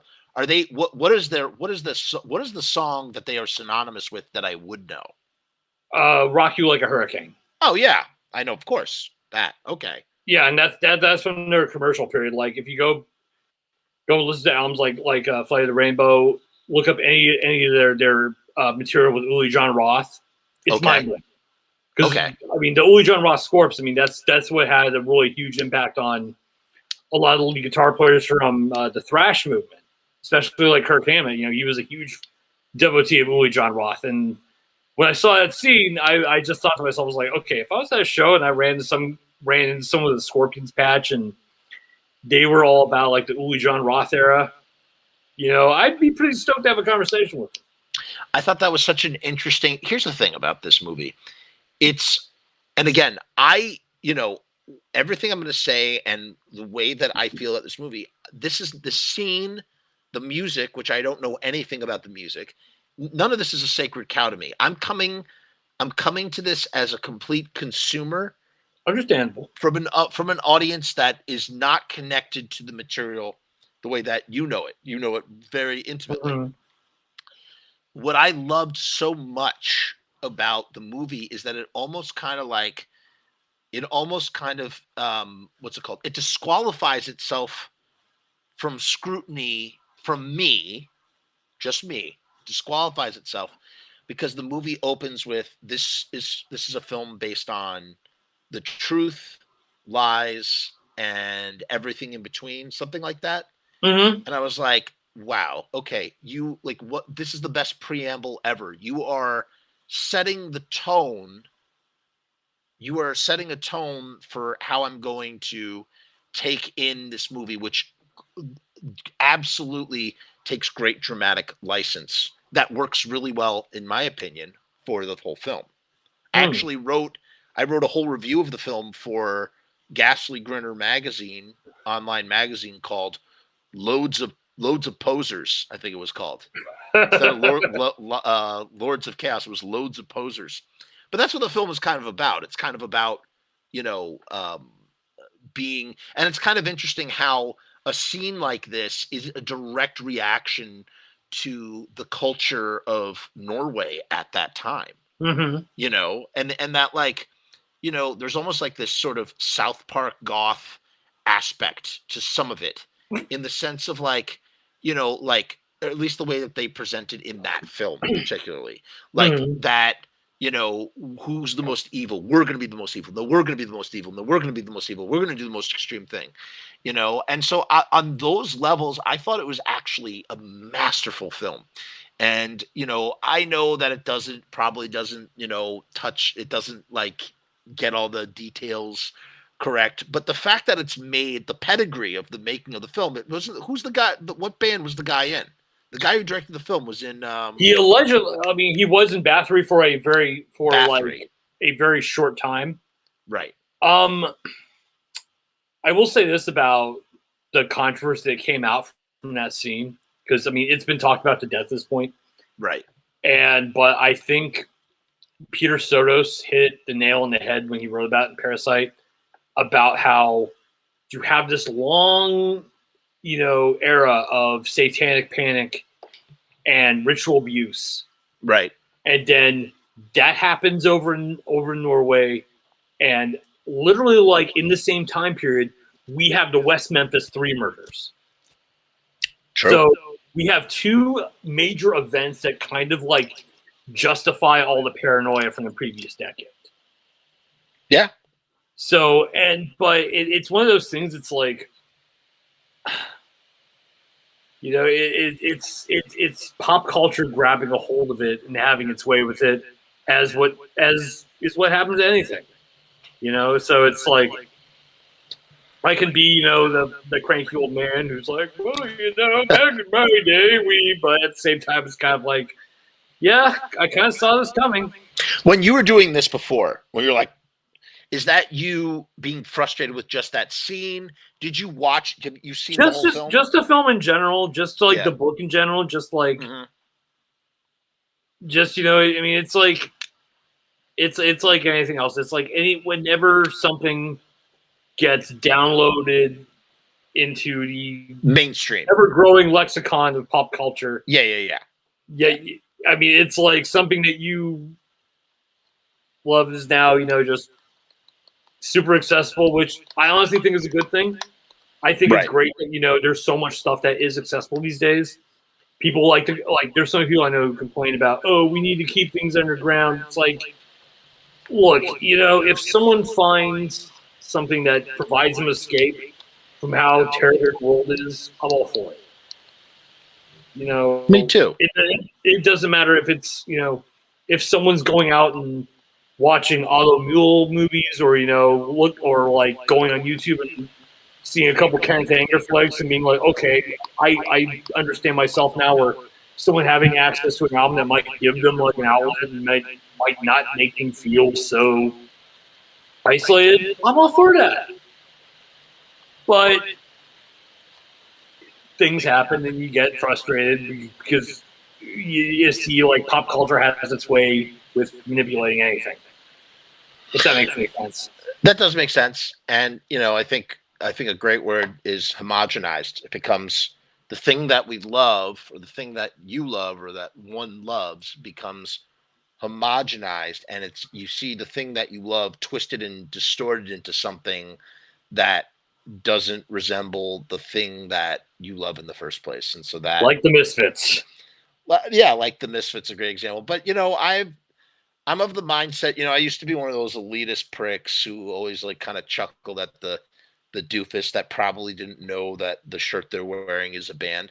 And I have a different approach today. Like if I see if I come across that, I would just go, "Oh my God, there's a band that's attached to that image," and just turn them on to the thing. They're just show, everybody finds out about stuff the way that they find out about stuff. And like, I think what we do is we're like sprung traps. We're ready to attack anything that might be posturing with the thing that we love. And if you're posturing with the thing that we love, then like, yes, then you'd be like, "Fuck you!" Like, don't twist this thing that we love so dearly in that kind of way. Mm-hmm. But I think that there's definitely like a level of naivete in there, and that's what like I try to keep my eye on. Is this just some goober that just doesn't know what this is? Or same thing with the Ramones, that Ramones logo. People buy it because it looks cool, but like, so what? So to be like, "Oh man, I became a Ramones fan because I saw this thing. I didn't even know it was a band, and I thought it was really cool." And these bands have been around long enough and have permeated the main culture enough where someone's liable to get into that through said thing that's permeated into the mainstream culture. That's just where we are. If it was 1981, the only way you were going to get into the Misfits is if you were into punk, or somebody handed you a tape or something. It was a lot smaller. It's since gotten bigger. Who cares? Who cares how or why or whatever? I just kind of, to me, I now think it's sophomoric. Why be sophomoric about? And the same goes for people who make art and they make a huge deal about we're attacking people, we're attacking PC standards. My attitude to that is shut the fuck up, make your art. Yeah. Yeah, I agree with that. Listen, sorry, go ahead. It just gets it gets tiresome when it's like, because we have this like division of people who are like, "Oh well, I want to stand against cancel culture. I'm gonna like make art that triggers people." It's like, okay, then you're just being disingenuous with your art. Then you're not making it from a real place. You're making it because you're upset about sensibilities, and that means you're trying to get attention. You're trying to get attention, like Dave Chappelle. Yeah. In the words of, if I can quote Andy Warhol, "Your 15 minutes of fame are up."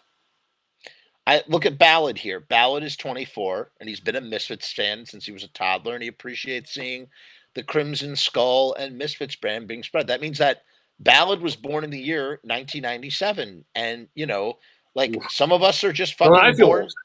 No, but you want to know something? Like, we're born when we're fucking born, dude. Like, It's like you get into the thing, how you get into the fucking thing. Like it doesn't, that's the one thing. There's some of these hardcore punkers, especially in the New York side, hardcore punk, who are just so ageist in like a reverse kind of way.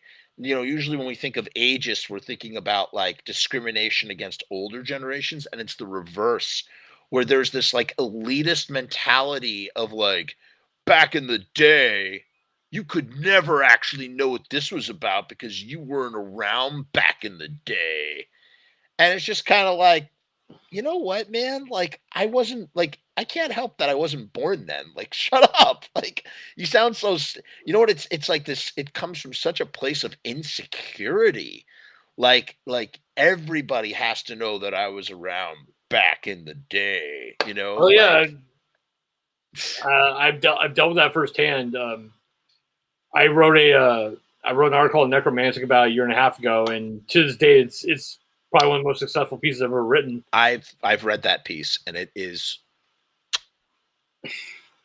great. And this guy who used to do DIY horror zines in the '80s, like, went out of his way to be like, "Oh well, fuck this person. He, doesn't know what he's talking about. I was there," and it's like, okay, cool. Yeah, just pure insecurity, man. And I had the pleasure of seeing the person that booked all the movies at my local Alamo Draft House. We got the HD remaster of Necromantic, and I got to see it on the big screen during the month of October about 4 years ago, something like that. By the And way, it one of the was secret fucking awesome. projects I am involved with involves that film. Okay, Let's talk. Can't reveal any details yet, but it does. No. I want to stick around for a second after we wrap this up, because I just want to ask you a question. But yeah, I'm big fan of Necromantic. If you watch Romeo's Distress, you'll see. And the original ending of Romeo's Distress was very much supposed to be. I don't know if you don't know this actually, but you've seen the film. So what you see in the movie, to bring it all around, we started with Romeo's Distress. We can circle back to Romeo's Distress. Romeo's Distress, my feature-length film, was supposed to end like Necromantic in a way. It's supposed to venture into necromantic territory. And what happened was, I mean, that's the whole reveal that that you find out that whole thing was supposed to be consummated. And I didn't get to film the third act of the movie. The whole third act was not filmed. So I the character that I play in the movie was made up on the day like that. And then I went back and shot all those scenes with me in it to sort of like pepper it in so it didn't feel so random. But the original film is supposed to end with this grand consummation. And I sort of George Lucas'd the film. I went back and I stuck an insert in because I just had.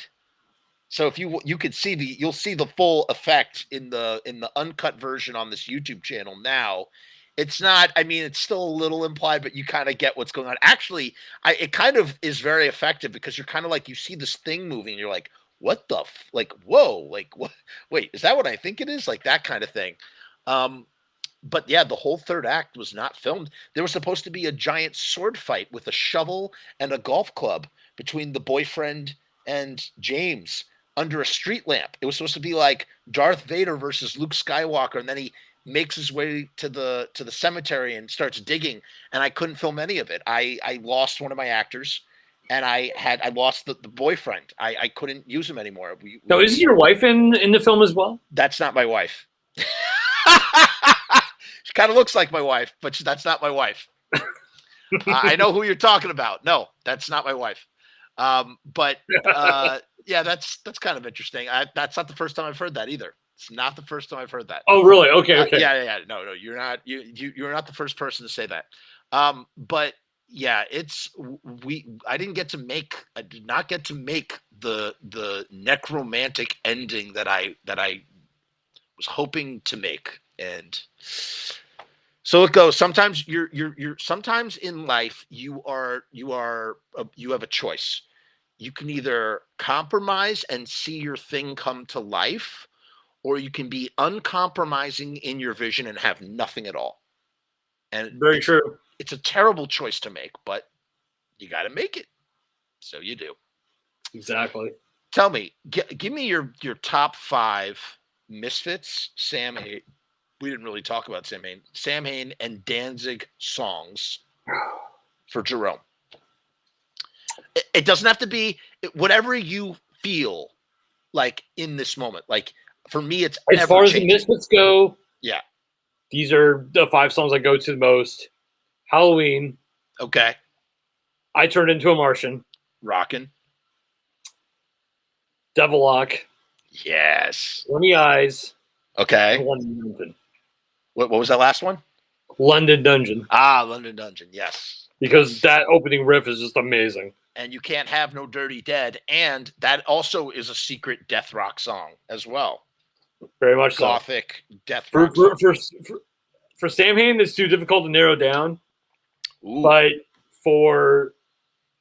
But for Danzig solo stuff, How the Gods Kill, and My Demon, Long Way Back from Hell. Great song. Devil's Plaything. Okay.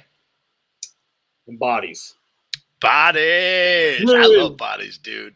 So good. That groove in the beginning, just like. Are you on Twitter, or is there like a handle or something? Instagram. What's your deal? I do have a Twitter, but I haven't used. But I got a new phone, and like I haven't used like the app in forever. Can I recommend to everybody to go click on the link in the description below of the I was butchering, not Diabolique, because it's Diabolique, French. Yes. Go and it's also a great movie too from the late 50s. Even the remake is good. I don't think I've seen the remake, but that's what Hitchcock wanted before. Hitchcock wanted to do that before he did Psycho. He had his hopes set on that film, and then the French dude did it instead. But go read Jerome's piece on the Misfits that he wrote, Children of the Atom Age Horror, Atomic Age Horror, whatever it is. It's in the comments. Go click on it. Go explore. Jerome's written a bunch of stuff. If you are a fan of Necromantic, go check out that piece as well. It's a great piece. And we're gonna take you out with a message from our sponsor. Stick around, Jerome, for 1 moment, for 3 minutes after that. Hey guys, what's going on? It's Jeff. So I've decided to make a Patreon. What is Patreon? I don't know how to define a Patreon. Let me look it up. Patreon is a membership platform that makes it very easy for creators to get paid for the things that they're already creating. I want to do it full time. I want this to be my full-time job. In my efforts to make that happen, I've set up this platform. Is it going to work? Is it going to be successful? I don't know, but I would rather try and crash and burn than not try at all. The goal is to create enough passive revenue so that I can continue to do this full-time, uninterrupted. Why? Because I love to do this. I love creating content. I love making videos. I love shooting films. I love doing podcasts. In case you couldn't tell, I love to talk and I never shut the fuck up. So right now I've kept the Patreon incredibly simple. There's 2 tiers, and that may change in the future. The Murdergram is a simple way to extend support for all of the hours and hours of free content on the channel for nothing more than $1. 38 cents goes to Patreon. What's $1.38, eh? It's less than a cup of coffee, but it's a great way that you can show support for very little effort. When you divide that $1.38 by the hours and hours and hours of time spent listening to this endless drivel of content, the dollar cost average works out. Next up is the YouTube Casualty for $6.66. The YouTube Casualty is loaded to the gills. Enjoy the archive ad-free, as well as ad-free early access to special docu-style podcast videos, music reaction commentaries, and the like, a month before they drop on YouTube, loaded with ads, I might add. You're also going to get exclusive content and behind-the-scenes content that is not available on YouTube or anywhere else. So you get to peek behind the veil. And believe me, there's a couple of choice pieces. Most of all, more than anything, whether you join the Patreon or not, I just want to thank each and every one of you that comes to the channel, that watches all the shows, that leaves comments, that participates, that subscribes. That's really the most important thing. This is just trying to find a way to earn a living as an artist. And with that, thank you for my TED Talk. Join the Patreon, because we need you! 66 cents.